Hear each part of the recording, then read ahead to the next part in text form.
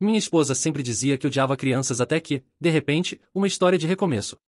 Minha esposa sempre dizia que odiava crianças até que, de repente, se apaixonou pelo bebê do nosso vizinho. Todas as noites, ficava acordada até tarde cuidando dele como se fosse seu, mal olhando para mim. Quando tive um acidente de carro e fui operado, ela nem sequer me visitou. Não ligou. Não se importou. Já tinha tido o suficiente. Então, na festa para celebrar minha alta do hospital, soltei a bomba. Quero o divórcio. Todos ficaram em silêncio. Meus amigos e minha família me olharam como se eu tivesse perdido a cabeça.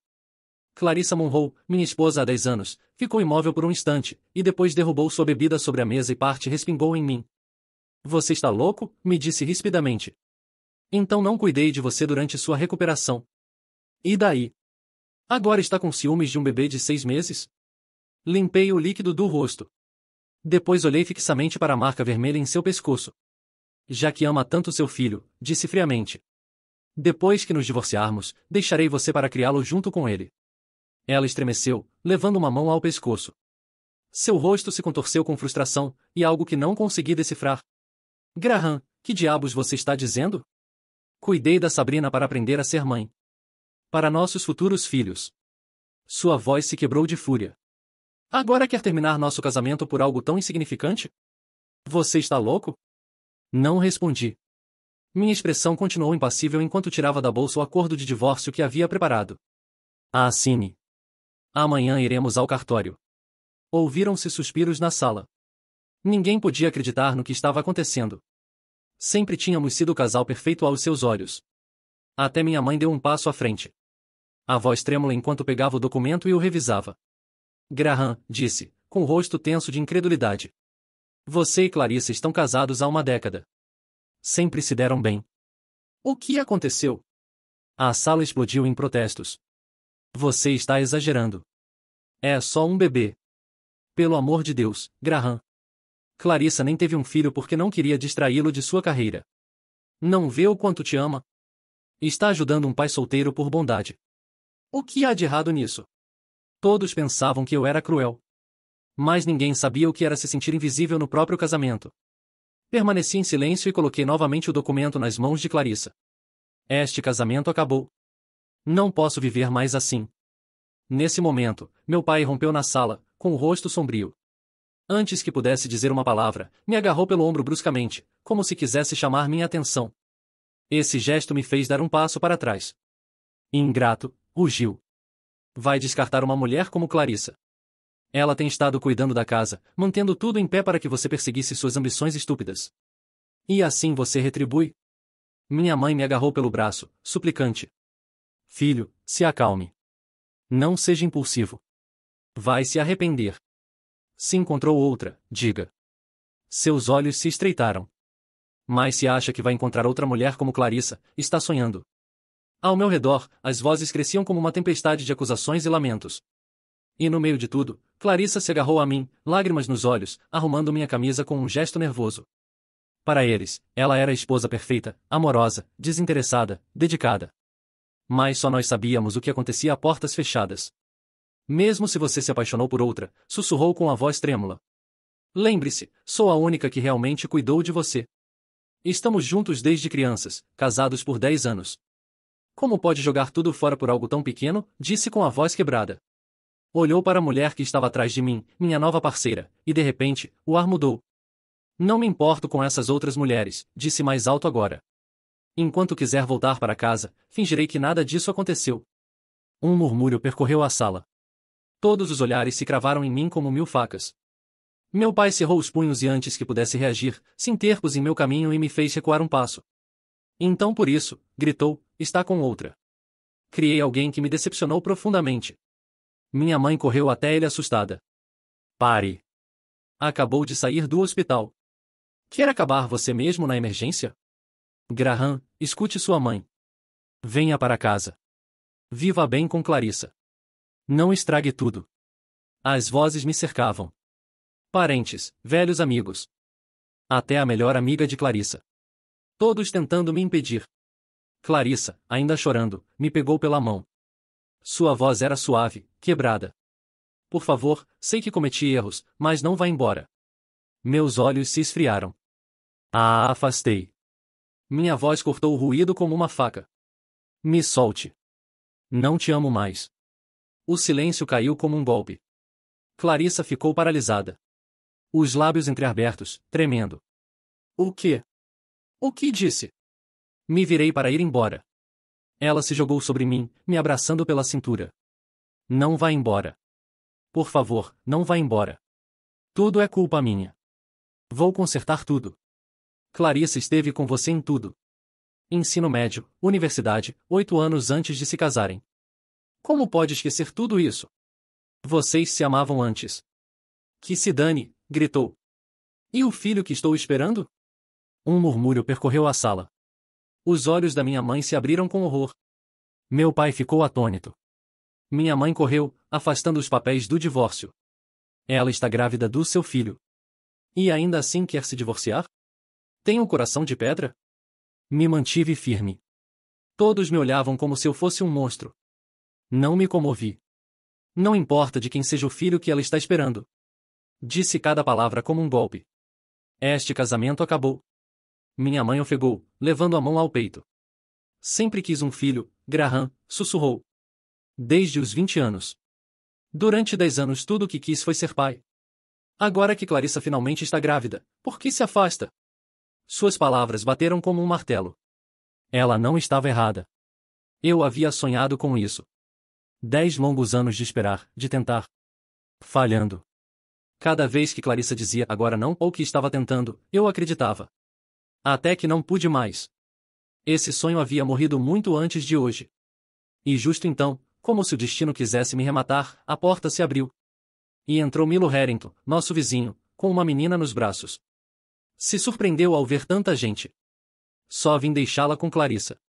Tenho que ir trabalhar. Sem pensar, Clarissa correu em direção a ele, tomando o bebê como se o tivesse esperado o dia todo. Nem sequer me olhou. A maneira como segurou aquela menina. Seus olhos se suavizaram. Sua voz se tornou terna.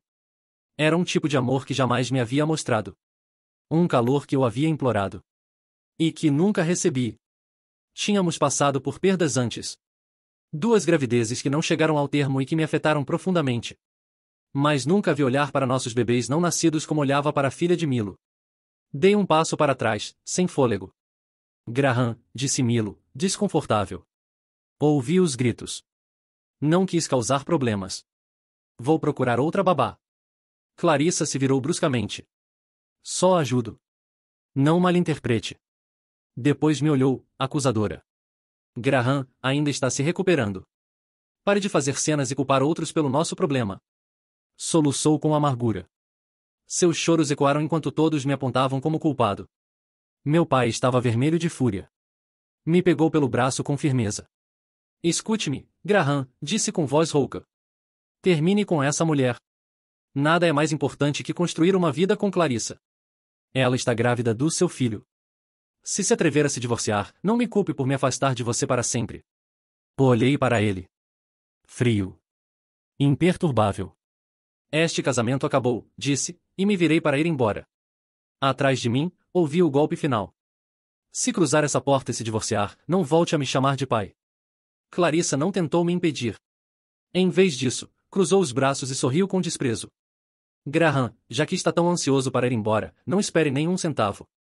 Me certificarei de que saia sem nada. Encontrou outra. Bem, mas não me culpe pelo que vier. Não hesitei. Nesse mesmo dia apresentei o pedido de divórcio e entreguei as gravações de vigilância que havia obtido da casa de Milo como prova. Planejava passar a noite em um hotel, mas para minha surpresa, todas as minhas contas estavam congeladas. Foi então que entendi. Durante anos havia entregado todos os meus rendimentos a Clarissa. Mal tinha algo em meu nome. Durante uma década trabalhei sem descanso acreditando que construíamos uma vida juntos. Pensei que, depois de tantos anos de namoro, finalmente teríamos a família que sonhávamos. Mas tudo era uma mentira. No final, eu era o único que acreditava nela. Sem outra opção, pedi dinheiro emprestado a um amigo para pagar um hotel. Naquela noite, enquanto revisava o telefone, encontrei um vídeo. Nossa briga na festa havia se tornado viral. Alguém a gravou e postou na internet. Era a tendência. A seção de comentários era um poço de ódio. Se divorciou da esposa grávida só porque ajudava o vizinho. Que monstro! Certeza que está traindo. Está inventando desculpas para ir embora. Nojento. Provavelmente tem outras 5 mulheres. Pobre Clarissa. E ainda por cima, está grávida. Até o pessoal do hotel começou a me olhar diferente, com desprezo. Abri meu laptop para me distrair, mas me deparei com uma verdade ainda pior. Centenas de gravações apareceram diante de mim. Eu as havia obtido por acidente no dia que ajudei Milo com o encanamento e conectei seu sistema de segurança no meu laptop. Noite após noite, depois de colocar Sabrina para dormir, Clarice entrava em seu quarto. Sua intimidade era evidente. O olhar com que o via. Terno, caloroso, adorador. Era um que nunca vi em todos os nossos anos juntos. Para o mundo, Clarissa era a esposa perfeita. Graciosa, generosa, dedicada. Mas eu sabia a verdade. Sabia a frieza por trás de seu sorriso. Depois de nos casarmos, me disse claramente que não queria filhos. E me advertiu que não esperasse o contrário. Quando engravidou por acidente, pedi que prosseguisse com a gravidez, mas decidiu que não era o momento. Esse momento quebrou algo em mim. Desde então, não me deixou tocá-la. E agora, estava grávida de outro homem.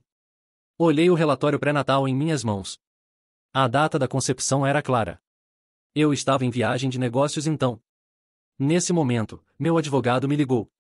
Sr. Graham Ashore, a data da audiência está confirmada. Dentro de 3 dias. Tenho todos os documentos que pediu prontos. Na manhã seguinte, minha secretária me ligou, nervosa. Senhor, os investidores estão se retirando. O escândalo online é muito forte. Quando cheguei ao escritório, Clarissa já me esperava na entrada.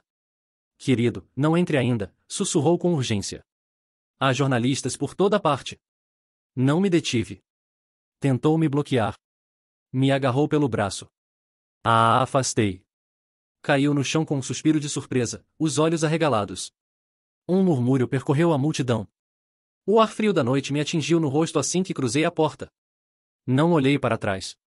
Clarissa continuava no chão, com aquela expressão cuidadosamente calculada para o público que a rodeava. Os flashes me cegavam. As vozes dos jornalistas eram como lâminas cortando o ar. Sr. Ashore, é verdade que abandonou sua esposa grávida? Gritou alguém. Cerrei a mandíbula e continuei caminhando, mas um muro de microfones bloqueou meu caminho. Senti a pressão da multidão se aproximando, o zumbido das câmeras. Justo quando pensei que teria que abrir caminho à força, uma figura apareceu ao meu lado. Uma mulher alta, magra, com um casaco preto e um guarda-chuva vermelho aberto. O cabelo castanho escuro caía em ondas sobre os ombros, e seus olhos cinzentos tinham uma firmeza que eu não via há muito tempo. Por aqui, disse, com uma voz baixa mais segura, me pegando pelo braço suavemente.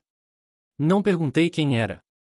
Deixei que me guiasse por uma rua lateral, longe das luzes e dos gritos. O som foi se apagando até que só restou o eco de nossos passos no pavimento úmido. Não tem para onde ir, tem? Perguntou-me olhando de soslaio. Neguei com a cabeça. Não havia querido dizer em voz alta, mas era verdade. O hotel era um luxo que já não podia me permitir, e minha casa já não era minha casa. Sou Helena Hart, se apresentou. Tenho uma cafeteria a algumas quadras daqui. Há um quarto no andar de cima. Não é grande coisa, mas é limpo e tranquilo. Olhei para ela, hesitando. Não a conhecia. Podia ser uma jornalista, uma oportunista, mas havia algo em seu tom, na forma como me protegeu sem me pedir nada, que me fez assentir. Caminhamos em silêncio até chegar a uma esquina tranquila. A placa de neon de uma xícara de café brilhava fracamente. Helena tirou uma chave, abriu a porta, e o aroma do café torrado me envolveu. O lugar estava fechado, as cadeiras sobre as mesas, a luz quente se filtrando por trás do balcão. Subimos uma escada estreita. O quarto era pequeno. Uma cama individual, uma mesa junto à janela, um armário. As paredes cheiravam a madeira limpa. Pode ficar aqui até decidir o que fazer, disse, deixando um cobertor sobre a cama. Não há câmeras. Não há gente olhando. Só paz. Não soube o que responder. Me sentei na cama, sentindo pela primeira vez em dias que podia respirar. Helena me observou alguns segundos e sorriu apenas. Amanhã às 7 preparo o café. Se quiser descer, estarei lá. Quando se foi? Fiquei sozinho, escutando o murmúrio distante da cidade. Não sabia quem era exatamente aquela mulher, nem por que me ajudava. Mas algo me dizia que esta noite havia cruzado não só uma porta física, mas outra mais importante, a que me separava do que havia sido minha vida até agora. Despertei com o cheiro de café subindo pela escada como uma corda invisível. Por um segundo não lembrei onde estava. Depois, o quarto estreito, a janela embaçada e o cobertor cinza me trouxeram a memória de volta. Lavei o rosto na pequena pia e me olhei no espelho oval. 30 e poucos anos, cabelo escuro curto penteado com os dedos, olheiras de 2 noites mal dormidas e uma barba rala que insistia em crescer, como se a fadiga fosse adubo. Não era o homem das fotos corporativas. Era um que havia sobrevivido a um desmoronamento. Desci devagar. Helena já estava atrás do balcão, com o mesmo casaco preto pendurado em um cabide e uma camisa branca arregaçada. O cabelo castanho, solto, caía em ondas sobre as costas e sob a luz amarela do local seus olhos cinzentos pareciam menos frios que ontem à noite. Torrava pão de massa azeda e arrumava flores silvestres em um vaso baixo. Era cedo. A cidade ainda bocejava. Bom dia, disse, sem o tom inquisitivo de quem pede explicações. Café preto? Ah, senti. Se movia com uma precisão tranquila. Cada gesto parecia considerar meu cansaço. Me deixou uma xícara fumegante e um prato com 2 fatias de pão e geleia. Comi em silêncio, e ela respeitou esse silêncio como se fosse um idioma. Quando terminei, apoiou os cotovelos na barra. Ontem disse seu sobrenome. Procurei seu portfólio. Graham Ashford, arquiteto. Linhas limpas, madeira e luz. Projetou uma biblioteca pequena em Lash Lane, não foi? A menção me doeu deliciosamente. Lash Lane havia sido o primeiro projeto que senti meu. Assenti novamente. Sou autônomo, disse finalmente. Ou era? Esta semana me tiraram de 2 propostas. Ninguém quer problemas. As marcas fogem do barulho. As pessoas também, replicou, mas com um sorriso. Exceto algumas. Se inclinou um pouco sobre o balcão, como quem compartilha um segredo. Tem um mezanino aqui em cima que sempre quis converter em sala para leituras, música acústica, oficinas. Minhas mãos servem para o café, não para o design. Se quiser ver o espaço, suba. Gratidão e trabalho, misturados, podiam se converter em uma dívida eterna. Mas sua oferta não soava como caridade, senão como convite profissional. Posso dar uma olhada? Disse. Sem promessas. Subimos. O mezanino era um retângulo de madeira com uma clarabóia alta, por onde a manhã se esticava em pó dourado. O corrimão precisava ser reforçado, e o chão rangia nas bordas. Tirei medidas com o celular, anotei ideias no app, como se os dedos lembrassem sozinhos como pensar em metros e fluxos. Quero que as pessoas se sintam seguras aqui, disse Helena, cruzando os braços. Não perfeito. Caloroso. Como se alguém lhes dissesse, pode se sentar e respirar ao ponto. Olhei para ela. Alta, magra, de uns 30 e poucos, uma cicatriz mínima sob a maçã do rosto esquerda que só se notava quando sorria. Não perguntei sua história. A cicatriz contava o justo. Houve algo. Doeu. Sarou. A acústica vai rebater, murmurei. Podemos panear com madeira leve, deixar a clarabóia como protagonista, um cantinho de leitura com luz baixa, e plantas suspensas para quebrar as linhas. Plantas, repetiu, como se a palavra lhe agradasse na boca. Gosto. Passamos a manhã movendo mesas, provando alturas com caixas de leite, rindo quando uma cadeira ficou manca, e eu, por reflexo, a calei com um porta-copos. No meio da manhã entraram os primeiros clientes. Um casal jovem com mochilas, um homem mais velho com chapéu de feltro. Ninguém me olhou com julgamento. Ninguém me reconheceu. Ou fingiram não o fazer. Em um canto, uma criança de 5 anos discutia com um donut como se o açúcar tivesse princípios. Helena me alcançou um caderno. Se quiser, pode desenhar aqui. Eu cuido dos cafés. Com a caneta na mão, voltou uma calma antiga. Traçar, apagar, voltar a traçar. Senti, pela primeira vez desde o desastre, que algo respondia dentro de mim com uma palavra simples. Ainda. Ao meio-dia, nos sentamos junto à janela. Lá fora, o mundo continuava opinando. Meu telefone vibrava com notificações que não abri. Helena me passou uma sopa de tomate e pão torrado. Não vou te perguntar sobre ela, disse. Perguntou outra coisa. O que gostaria de construir se ninguém olhasse? Pensei em Lash Lane, nas maquetes esquecidas. Me escutei responder. Lugares onde as pessoas aprendam a ficar. Que sintam que o tempo não é uma ameaça. Ela assentiu devagar. Depois riu, inclinando a cabeça. Vai ter que ficar aqui um pouco, então. Para que esse mezanino aprenda o que diz. Me surpreendi sorrindo. Quando subimos novamente, tirei mais fotos, medindo com o corpo, marcando com fita o espaço de um futuro palco. Helena trouxe 2 vasos pequenos e os deixou onde indiquei, confiando sem discutir. Sua confiança era um tipo raro de calor. Ao cair da tarde, apoiei as costas contra a parede e respirei. A cidade havia mudado de cor. Ela me alcançou uma garrafa de água. Obrigado por hoje, disse. Obrigada por ver o espaço como se já existisse, respondeu. Amanhã, se quiser, podemos começar com o simples. Organizar, limpar, nomear o que falta. Guardei o celular. Não quis olhar quem me odiava ou me compadecia do outro lado da tela. Em vez disso, assenti. Esse amanhã era um contrato melhor que qualquer um que assinei. Alguém contava comigo para construir algo que não doía. A terceira manhã, no quarto de Helena, amanheceu com um silêncio estranho. Não o silêncio amável do café antes de abrir, mas esse outro, mais denso, que precede algo desconfortável. Liguei o telefone e entendi. O vídeo da festa, gravado de 2 ângulos distintos, estava em todas as redes. As manchetes não deixavam espaço para nuances. Arquiteto abandona esposa grávida na frente da família. Escândalo no bairro Alto. O clipe começava justo na minha frase. Este casamento acabou, seguido dos suspiros, os olhares acusadores, a bebida derramada. E o pior. Um fragmento recortado onde Clarissa, com voz quebrada, dizia: "E o filho que estou esperando?" Fora de contexto, era dinamite. Nos comentários, meu nome se misturava com insultos, diagnósticos improvisados e teorias conspiratórias. Helena entrou com uma bandeja de café e pão torrado. Seu olhar passou do celular para meu rosto. Já viu, assenti deixando o telefone virado para baixo. Não sei como me defender sem cair no mesmo jogo. Se sentou na minha frente, cruzando as pernas. Usava um suéter cinza, o cabelo preso em um coque alto que deixava ver a linha limpa de seu pescoço. Não pode discutir com um coro de desconhecidos, disse. Mas pode dizer sua parte. Breve, sem atacar. Algo que lhe devolva a voz. E se não servir, serve para você. Para lembrá-lo de que não é só o que outros editam. Passei o resto da manhã pensando em cada palavra. No final, escrevi, e não comentarei detalhes por respeito às pessoas envolvidas. A verdade aparecerá com o tempo, obrigado a quem espera antes de julgar. Publiquei em meu perfil profissional, onde antes estavam fotos de bibliotecas, terraços e plantas. As reações se dividiram. Alguns me chamaram de covarde. Outros interpretaram como elegância. O importante era que, pela primeira vez desde que saí de casa, a narrativa não estava completamente fora de minhas mãos. No meio da tarde, o café estava cheio. Um homem mais velho folheava um jornal. 2 estudantes compartilhavam anotações. Eu estava em um canto, revisando esboços para o mezanino, quando ouvi a porta se abrir e um grupo de adolescentes entrar rindo. Um deles me apontou, sussurrando algo. Esperei o comentário mordaz que nunca veio.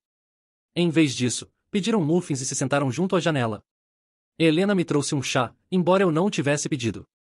Vi sua publicação, disse. Não sei se muda a opinião de todos, mas muda a minha. E, por acaso, hoje à noite tem música ao vivo na praça. Se quiser sair daqui um pouco. Aceitei, embora parte de mim temesse os olhares.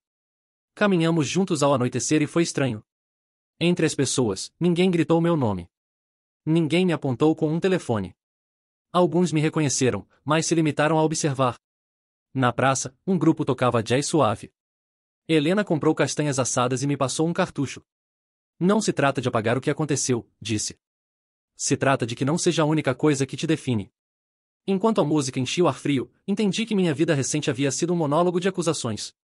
Naquela noite, em compensação, havia espaço para outra coisa. Não era redenção, mas sim um interlúdio, e isso bastava para continuar respirando. Voltamos do concerto caminhando, devagar, com as mãos quentes pelas castanhas e o rosto frio pelo vento. Dormi melhor que outras noites, sem sonhos que me perseguissem. Só uma sensação vaga de ter recuperado um pedacinho de chão. Na manhã seguinte, o café cheirava a pão recém-assado e laranja. Helena já estava, se movendo entre a máquina de expresso e a pia com sua coordenação silenciosa. Camisa preta, calça larga cor creme, o cabelo castanho ondulado preso pela metade, alguns mechas soltas emoldurando seus olhos cinzentos. Eu, com minha barba curta que ameaçava se converter em descuido, camiseta branca e um moletom azul, senti que meu reflexo voltava lentamente a ser uma pessoa. Subimos ao mezanino cedo, antes de abrir. A luz caía oblíqua pela clarabóia e desenhava retângulos sobre o chão. Levei a fita métrica no bolso e uma fita adesiva fluorescente para marcar zonas. Começamos empurrando as estantes para um lado. Deixavam marcas de pó como fantasmas obedientes.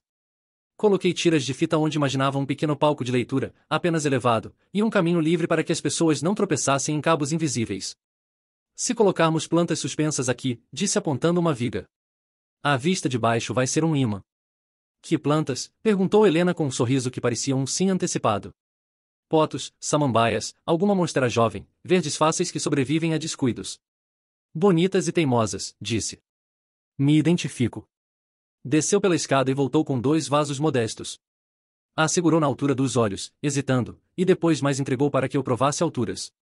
Pedi que caminhasse desde a entrada e me dissesse onde seu olhar se detinha. A havia avançar. Alta, magra, uns 30 e poucos, uma pequena cicatriz sob a maçã do rosto esquerda que só aparecia se sorrisse muito. Hoje, tímida. Seu olhar se deteve justo onde eu esperava. Marcamos com fita e tiramos fotos como se estivéssemos capturando um mapa secreto. Quando o café abriu, trabalhamos pela metade. Eu subia e descia com medidas e anotações, ela atendia clientes. E de vez em quando, deixava uma xícara ao meu lado sem dizer nada. Um homem mais velho com chapéu de feltro pediu sua mesa de sempre. 2 adolescentes estudavam em um canto. Uma mulher jovem lia um livro segurando com ambas as mãos, como se pudesse cair se soltasse a lombada. Notei, com um alívio silencioso, que ninguém me apontava. Se me reconheciam, guardavam para si. No meio da tarde, enquanto a luz mudava de âmbar para um cinza perolado, Helena subiu com uma caixa de ferramentas. Não sei usar metade disso, confessou, mas gosto de como som ao se chocarem. Me fazem sentir capaz. Mostrei como provar a firmeza do corrimão com o peso do corpo. Como escutar um rangido e distinguir se é superficial ou se adverte uma urgência. Me surpreendi falando com ela como com uma sócia, não como alguém que me oferecia refúgio. Me escutava com uma concentração apazível, essa que não te pressiona a ser brilhante, só honesto. Queria te pedir algo, disse de repente, e sua voz mudou de registro, mais baixa. Esta noite fecho cedo. Fica para jantar. Nada formal. Sopa e um pouco de pão. Na cozinha dos fundos. Assenti antes de pensar. A cozinha era pequena, com uma janela alta que dava para uma empena. Havia um relógio antigo que fazia um tic-tac irregular e um rádio que tocava baixinho com boleros velhos. Helena cortou cebola e cenoura com segurança. Eu lavei tomates e tirei sementes com dedos desajeitados de arquiteto.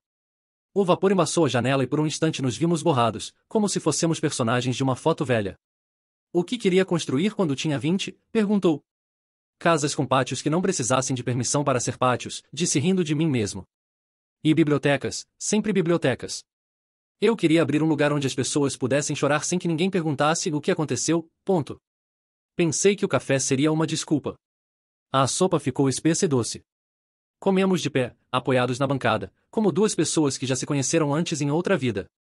Não houve confissões grandiloquentes, só frases soltas que encaixavam. Quando lavamos os pratos, nossas mãos se roçaram.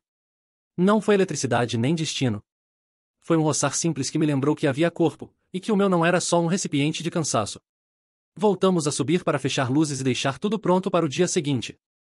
Fiquei olhando a claraboia escura. Pela primeira vez, pude imaginá-la aberta no verão, com ar morno e um murmúrio de gente escutando alguém ler. Disse em voz alta sem me dar conta. Helena se aproximou do meu ombro, perto mas não demais. Vai soar bem. Sussurrou, e você vai assinar seu nome em algum canto, mesmo que ninguém veja. Quis responder algo engenhoso e não pude. Só assenti, com essa gratidão que não sabe por onde sair, e então se converte em silêncio. A manhã seguinte começou com um céu plúmbeo e um vento que fazia vibrar as janelas do café. Estava ajustando uma lâmpada no mezanino quando Helena subiu com um envelope branco na mão. O deixou na mesa sem dizer nada, e antes que pudesse perguntar, desceu novamente. Reconheci a letra na portada. Clarissa. O abri devagar, esperando insultos ou ameaças veladas. Não havia nada disso. Era um texto breve, com frases medidas. Não me interessa brigar em público. Te proponho que assinemos o divórcio em privado sem advogados pelo meio e que cheguemos a um acordo econômico razoável. Vamos conversar antes de sexta-feira. Fiquei lendo a folha uma e outra vez. Soava como paz, mas também como armadilha. Clarissa nunca havia sido de se render sem condições. Guardei a carta no bolso e desci ao balcão. Quem a trouxe? Perguntei a Helena. Um mensageiro. Não disse nada. Secou um copo com um pano limpo e me olhou como quem não quer pressionar mas quer saber. É algo grave? É o primeiro passo para fechar tudo. Não disse divórcio em voz alta. Como se a palavra ainda tivesse fio. Helena assentiu, sem julgamento. Me passou uma xícara de café forte e ficamos em silêncio alguns segundos. O resto do dia trabalhei com uma inquietação constante. Medi vigas, marquei alturas, mas a carta queimava no meu bolso. Na hora do almoço saí para caminhar sozinho. As ruas do bairro pareciam mais estreitas com esse céu baixo. Passei na frente de um quiosque e vi meu rosto na capa de uma revista sensacionalista, junto a uma manchete que falava de infidelidade e traição. Me virei sem comprar nada. De volta encontrei Helena regando as plantas novas. Se inclinava sobre a monstera como se lhe contasse um segredo. Quando me viu, sorriu. "A sopa de lentilhas se quiser." A aceitei. Comemos em uma mesa do fundo, longe do murmúrio. Quis contar sobre a revista, mas me detive. Não queria que minha história contaminasse mais este lugar. "Posso te pedir algo estranho?" disse ela de repente. "Esta noite, depois de fechar, vamos ao porto. Não há ninguém a essa hora e o mar ajuda a colocar as coisas em perspectiva." Não perguntei por quê. Às 11, caminhamos juntos por ruas vazias até que o cheiro de sal nos envolveu. O porto estava quase às escuras, salvo por um farol solitário. As cordas dos barcos rangiam com o movimento da água.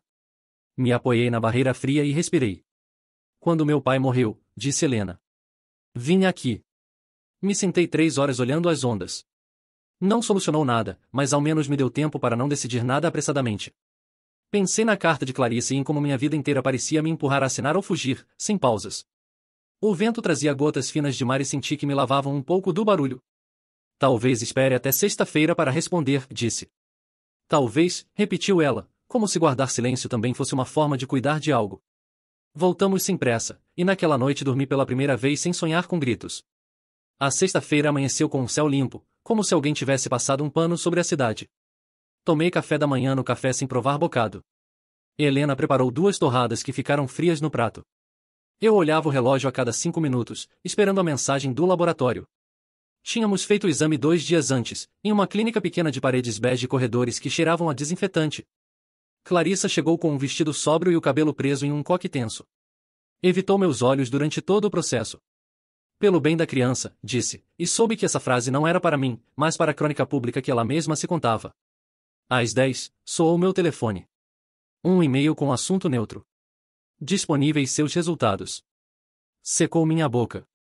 Helena deixou o pano com que estava limpando a máquina e me olhou, séria, com esses olhos cinzentos que pareciam aprender a cor de cada preocupação. "Quer que te acompanhe?" perguntou. Assenti. Caminhamos em silêncio até a clínica. Eu, com barba curta de 3 dias, moletom azul e jeans. Ela, com um casaco claro e o cabelo castanho solto, se movendo como se cada passo medisse a distância exata entre a prudência e o cuidado. Na recepção, uma mulher de 1,50, cabelo tingido de vermelho escuro, nos fez esperar. Meus dedos tamborilavam no joelho. Helena os pegou com uma mão e os deixou quietos. Esse gesto simples parou o barulho na minha cabeça. Nos chamaram para um consultório pequeno. O médico, um homem alto e magro, com óculos de pasta e barba perfeitamente aparada, me ofereceu assento e falou com a equanimidade de quem disse essa frase muitas vezes. "Os marcadores são conclusivos. O senhor não é o pai biológico." A frase não chegou como um golpe, mas como um apagão. Por um segundo, tudo ficou mudo. Vi a boca do médico se mover. Vi Helena apertar os lábios. Vi minhas próprias mãos em cima da mesa, grandes, desajeitadas, como se não fossem minhas. Depois, o som voltou de repente.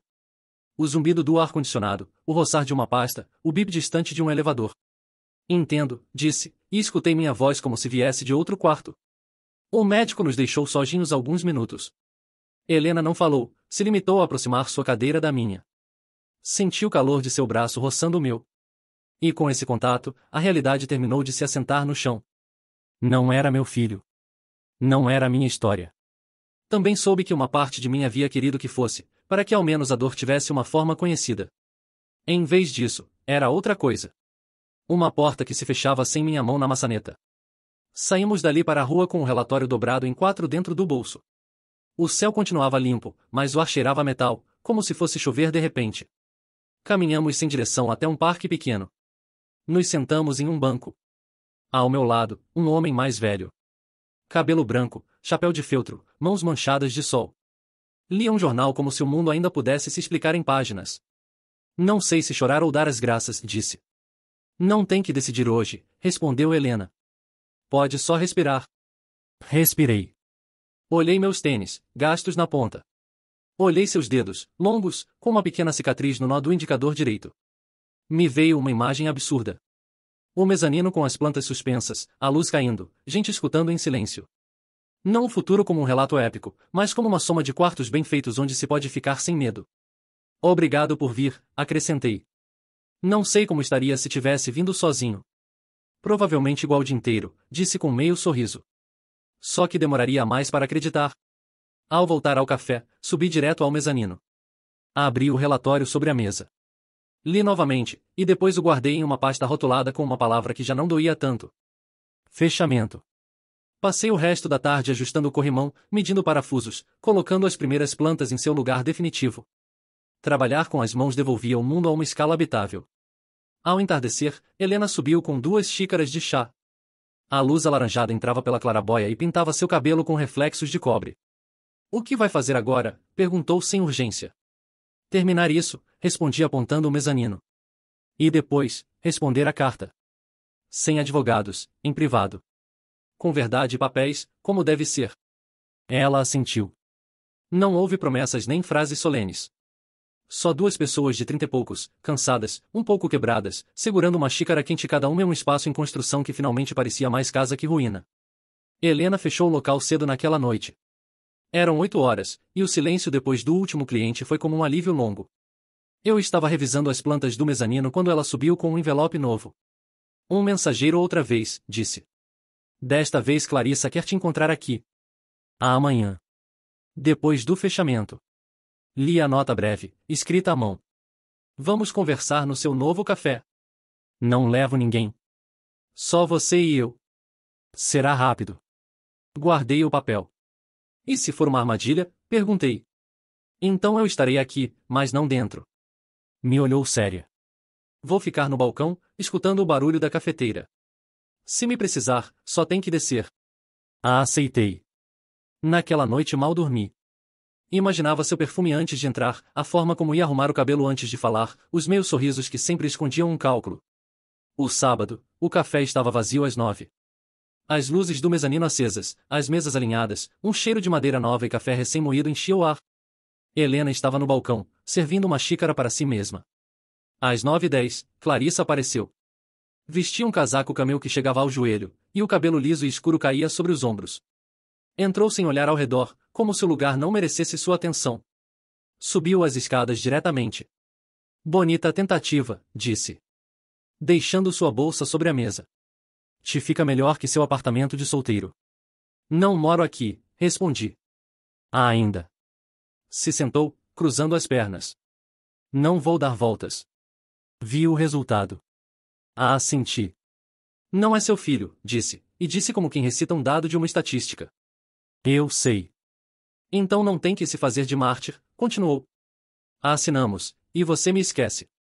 Isso é o que quero, disse. Mas não do seu jeito. Faremos com advogados.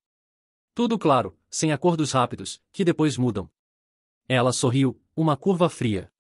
Não tem ideia do que está perdendo. Poderíamos ter terminado isso em paz. A paz contigo sempre tem letra miúda. Houve um silêncio. No balcão, ouvi Helena bater suavemente o porta-filtro contra a gaveta de restos. Clarissa se levantou, se aproximando do corrimão, olhando as plantas suspensas. Este lugar, murmurou. Aqui vai trazê-la, não é? A moça de baixo. Não respondi. Graham, você e eu sabemos que o amor não dura. Mas o escândalo, esse sim. E você não quer mais escândalos. Eu não tenho mais nada a esconder, lhe disse. Então, se quiser barulho, faça sozinha. Ela me olhou como se tentasse gravar meu rosto. Depois, pegou sua bolsa, desceu sem se despedir, e saiu. Helena subiu assim que a porta se fechou. Tudo bem? Sim. Pela primeira vez, acho que sim. Ficamos de pé, olhando a porta fechada. Não houve brindes, nem abraços, nem música. Só um silêncio diferente, mais leve. A segunda-feira amanheceu com um brilho de vidro. Céu limpo. Ar frio que cortava a pele sem pedir permissão. Me barbei até deixar só uma sombra, penteei o cabelo escuro com os dedos, e escolhi a camisa menos cansada que tinha. Helena me olhou do balcão enquanto eu servia um copo de água. Usava um vestido preto simples, o cabelo castanho solto, e essa calma que parece uma lâmpada acesa no meio dos corredores. Te espero na volta, disse. Não tenho pressa. Caminhei até o escritório do advogado com a pasta fechamento sob o braço. O prédio era um bloco de pedra com elevadores de aço escovado. Dentro, tudo cheirava a papel novo e tinta que ainda não seca. Na sala de reuniões me esperava meu advogado, um homem de pouco mais de 50, cabelo grisalho muito curto, óculos de armação fina. Sobre a mesa, 2 jogos de documentos, uma jarra de água, 4 copos. Clarissa chegou pontual. Casaco camel, vestido marfim, o cabelo liso caindo como uma cortina exata sobre os ombros. Seu advogado, mais jovem, barba parada, terno azul de cortes perfeitos. Nos sentamos. Ninguém apertou a mão de ninguém. Éramos 4 peças em uma mesa que parecia um tabuleiro. Meu advogado abriu o processo com um suspiro leve. Repassou, sem dramatismos, os pontos.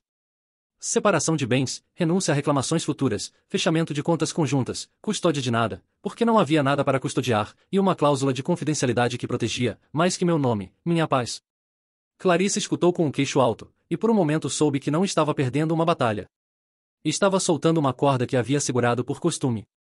Não vi ódio, vi cansaço.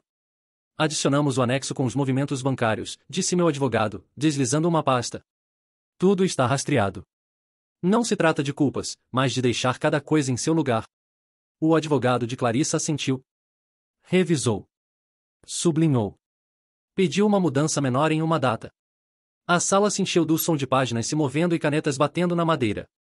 Eu não olhava os números. Olhava minhas mãos. Eram grandes, de 30 e poucos, com a pele ressecada pelo pó do mezanino e as bordas das unhas tingidas por lápis e fita adesiva.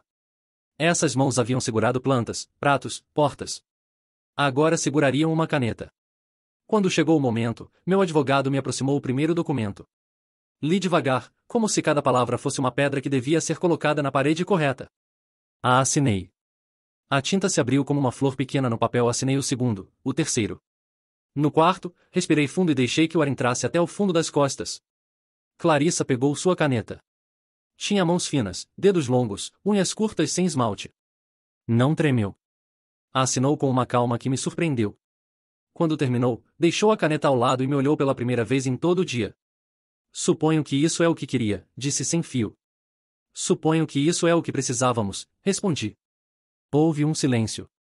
Poderia ter dito 1000 coisas. Reproches, balanços, velhas cenas. Em vez disso, ficamos quietos. Como gente que aprende uma coreografia nova. Passos curtos, olhares medidos, ninguém pisando no outro.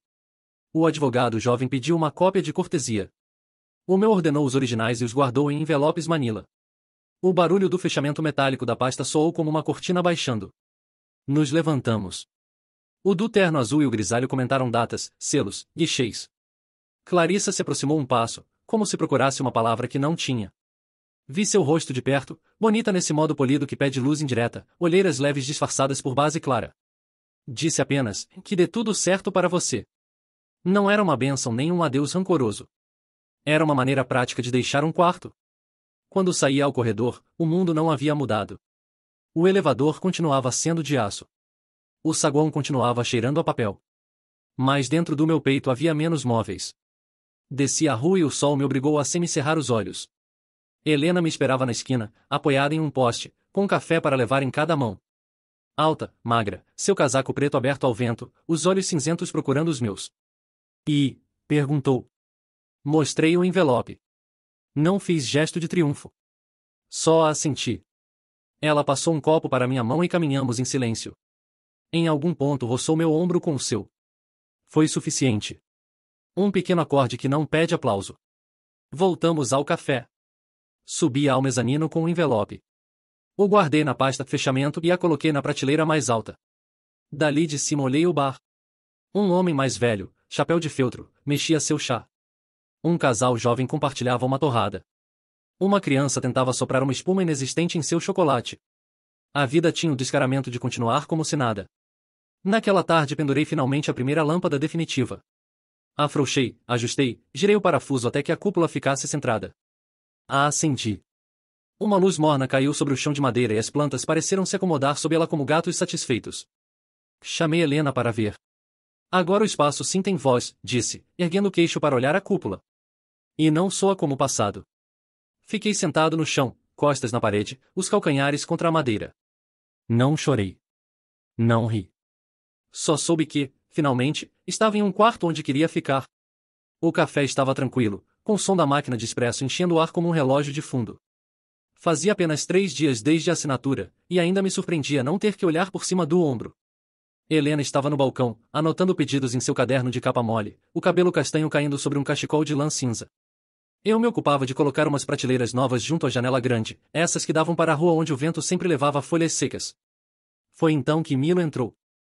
Alto, uns 40 e poucos, cabelo loiro penteado para trás, jaqueta de couro preta. Nos braços, Sabrina, envolvida em um cobertor de pontinhos azuis. Não a havia desde aquela noite. A menina havia crescido. Já não tinha esse gesto de recém-chegada ao mundo, mas olhos despertos que se moviam de um lado para outro. Olá, Graham, disse, como se nada tivesse acontecido. Olá, respondi, sem saber se devia oferecer assento ou saída. Pediu um café para levar e um croissant. Enquanto Helena preparava a bebida, ele passeou o olhar pelo local até fixá-lo em mim. Escutei que já assinaram, disse em voz baixa, como se não quisesse que as pessoas ao redor entendessem. Ah, senti. Me alegra. Disse sem ironia, mas com algo de cautela. Clarissa me comentou que estava diferente. Não sei se melhor ou pior. Não respondi. Me fixei na menina que brincava com o zíper de sua jaqueta. Havia algo na forma como me olhava, como se reconhecesse um rosto de uma história que não lembrava completamente. Milo notou meu desconforto. Não vim provocar nada, acrescentou. Só preciso deixar claro que o que aconteceu entre Clarissa e eu não foi um plano, nenhum romance. Foi um erro. E já não há nada. Helena se aproximou com o café. Ele o pegou e antes de ir embora, deixou Sabrina sobre uma das cadeiras altas, só um instante para ajustar o cachecol. Foi inevitável. A menina me estendeu a mão. A peguei. Era pequena, calorosa, confiante, e senti um peso estranho no peito. Não de raiva, mas dessa pergunta silenciosa que ninguém quer responder. E se fosse minha? Milo a pegou novamente nos braços e se foi, me deixando com essa pergunta como um eco. Helena se inclinou em minha direção.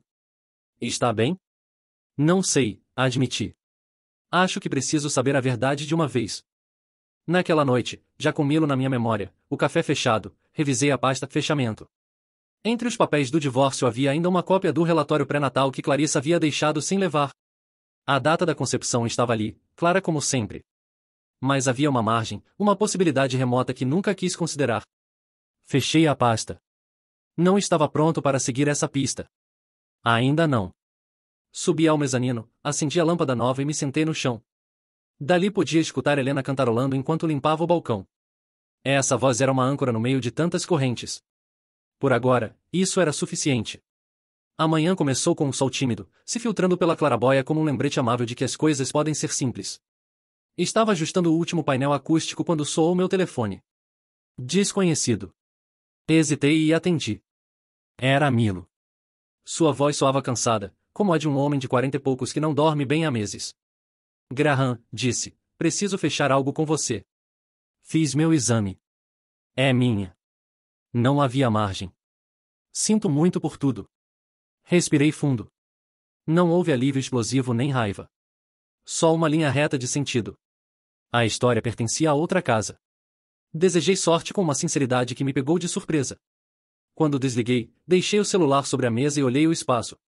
Madeira. Plantas. Luz. Um lugar onde uma notícia não explodia, mas se acomodava. Desci ao café. Helena estava atrás do balcão, prendendo o cabelo castanho em uma trança que caía pelo ombro. Seus olhos cinzentos me procuraram com essa mistura de pergunta e paciência que havia aprendido a reconhecer. Alta, magra, de 30 e poucos, usava hoje um suéter verde escuro que combinava com as plantas do mezanino. Boas ou ruins? Perguntou. Só verdadeiras, disse. E suficientes? Ah, assentiu. Me deslizou uma xícara de café e um envelope dirigido a mim. O logo da prefeitura na esquina. Chegou a meia hora, disse, mordendo o lábio inferior, como se não quisesse se antecipar à minha reação. Abri o envelope. Li 2 vezes para acreditar. Me atribuíam o design de uma biblioteca de bairro na Zona Leste. Um prédio pequeno com pátio interior, orçamento austero e prazo apertado. Nada grandiloquente. Exatamente o que eu havia imaginado quando tinha 20 anos. Senti uma risada subir de um lugar que não usava muito. Você conseguiu, disse Helena, se inclinando sobre o balcão, com uma alegria contida. Claro que conseguiu. Passamos a tarde entre papéis. Eu desenhava ideias em um caderno. Um corredor com bancos baixos, estantes modulares, um pátio com sombra e uma árvore que não fosse ornamental mais companheira. Helena, que media o tempo em xícaras e olhares, propôs que o café organizasse leituras quando a biblioteca abrisse. Peguei a proposta como o que era. Uma ponte entre nossas vidas. Ao anoitecer, abrimos o mezanino pela primeira vez para o público. Nada pomposo. Um cartaz de mão na porta, 15 cadeiras, uma lâmpada morna e um microfone emprestado. Vieram o homem do chapéu de feltro, cabelo branco, costas retas. O casal jovem que compartilhava torradas. 2 adolescentes com mochilas e uma mulher de meia-idade que trouxe um caderno cheio de poemas. Eu, com camisa cinza e barba curta, me sentei na última fileira. Helena, com um vestido preto simples, apresentou a noitada com uma voz que encheu o espaço sem esforço. Quando terminou a primeira leitura, me pediu que subisse. Não para falar do escândalo, nem do divórcio, nem de nada que tivesse fio, mas para contar por que esse lugar havia sido pensado assim. Falei de luz e escalas humanas, de como uma cadeira um pouco mais larga pode fazer com que uma pessoa fique 10 minutos mais, de como uma planta suspensa pode converter um teto alto em um céu próximo. Disse, com cuidado, que eu também estava aprendendo a ficar. Os aplausos soaram como chuva sobre madeira. Desci do pequeno palco e me cruzei com Helena na escada.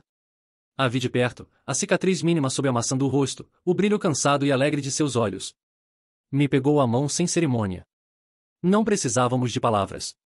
Éramos 2 adultos de 30 e poucos que haviam desmontado vidas e agora provavam, peça a peça, outra maneira de montá-las. Depois do público, recolhemos cadeiras em silêncio. A noite estava clara. Pela janela, a rua parecia menos hostil. Colei, em um canto do corrimão, uma pequena placa de metal com letras discretas. Mezanino Helena e Graham Ashford. Ela a tocou com a ponta dos dedos, surpresa. É só um nome, disse. Mas diz a verdade deste lugar. Fechamos o café. Subi para guardar a pasta fechamento na prateleira mais alta e, pela primeira vez, não senti que pesava nada. Ao descer, Helena me esperava junto à porta com 2 casacos. Saímos à rua. O ar cheirava a pão e promessas que não precisam ser pronunciadas. Caminhamos sem pressa. Na esquina, sob o poste. Nos detivemos. Não houve música nem espectadores. Só sua mão, calorosa, subindo a minha nuca, e a minha, grande e desajeitada, encontrando sua cintura. O beijo foi breve, limpo, como acender uma lâmpada que já estava instalada. Não inauguramos um drama. Inauguramos um quarto onde finalmente podíamos ficar.